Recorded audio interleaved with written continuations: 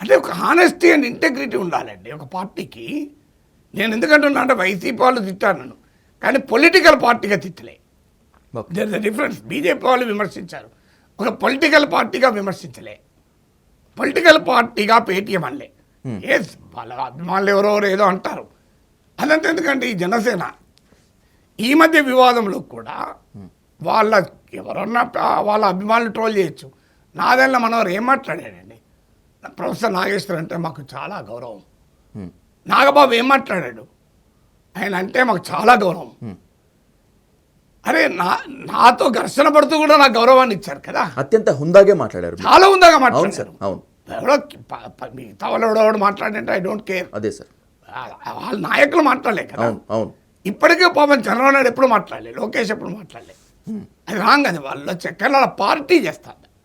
ఆ పార్టీ చేయడం అనేది క్షమించరాని నేరము. కనీసం బీజేపీ నుంచి నేర్చుకోండి అయ్యా, మీ మిత్రపక్షం కదా. బహుశా తెలుగులో భారతీయ జనతా పార్టీ విధానాల్ని నేను విమర్శించినంతగా ఇంకెవరూ విమర్శించలే.